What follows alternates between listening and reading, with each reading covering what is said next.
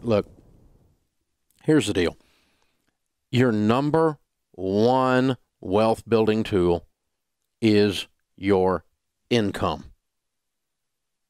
All of the millionaires that we interview, unless they inherited the money, which is very, very few of them, less than 10% of them inherited the money, did it by saving and investing their income. They did not give their income to Sallie Mae. They did not give their income to Best Buy. They don't get screwed around and give their income to Lexus and Toyota and Ford and General Motors and American Distress and MasterCard. Who named that anyway? It's a mathematical thing. When you give your income to someone else, you don't have it anymore. Is this hard? This is hard, isn't it? And when you give your income away, you have given up your economic future. All for crap. For a stinking flat screen. And listen, let me just tell you, here's the deal. You know, of the number of people that start college, how many graduate? 52%. That's an investment in my future. Said the other 48% that are sitting at home with no freaking degree, but by God, they got the student loan debt. And you know how you get rid of Sallie Mae? You either pay her off in full or you die. That's the only way that woman goes away. It's not bankruptable. It is not an investment in yourself to borrow, even if it is an investment. We don't borrow money for investments. We don't borrow money for investments. I don't teach people to borrow money. The borrower is slave to the lender. That's what this math says. When you give up your income, when you give your income away, you have nothing. All the money comes in. All the money goes out. But by God, we're sitting around counting our Discover points. Oh, we got airline miles. Oh, Sallie Mae's been with us for 15 freaking years in our spare bedroom. All because we called it an investment. I don't understand why it's bad. It's bad because it's stupid and you're normal.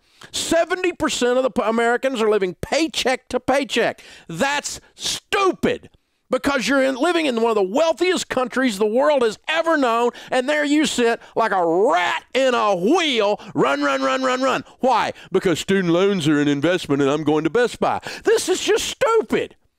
It's stupid on steroids. Really, seriously, you've got to stop and think. The level of people's ability to do critical thought is almost zero.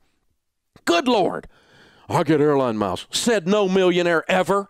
Really, millionaires do. I met with thousands and thousands of millionaires. I've never met one that said, you know, Dave, I made my money with my airline miles. Oh, those Discover points broke me through financially. Hey, let's do the math, okay? You know how you get $1,000 back from Discover? You spend $100,000. How does spending $100,000 to get $1,000 back ever make you rich? Where did you take your math class? Really? This is absolutely ludicrous. But everybody's counting their dadgum points, and everybody's trying to figure out some way I'm beating up on Chase. Chase is kicking your butt. Their building's bigger than yours, and their furniture's nicer than yours. You ought to have a clue by now. And I got a car payment bigger than your house payment, some of you. Average car payment in America now is $499. That's suspiciously like $500. If you take $500 a month and invest it from age 30 to age 70, you'll have, would you believe it? You're going to have over $5 million. And you scratch your head and wonder why you're freaking broke. God, no wonder your students have student loans, because you're driving a dadgum $1 million car, $2 million, $3 million car. That's what it's costing you with your stupid car payment to impress somebody at a stoplight that you will never meet, and the thing's going down in value like a rock. We have to stop and think, America. You have to think instead of sitting around eating Skittles and watching Oprah reruns. This is stupid. We're fat and we're broke because we have no ability to do critical thought, and we don't stop and look at what we're putting into our lives. This is nuts. It's nuts. It's completely out of control. I mean, the number of people I've talked to just today with $25,000 and $30,000 owed on their stupid car. It's a car. Good God, it's a car.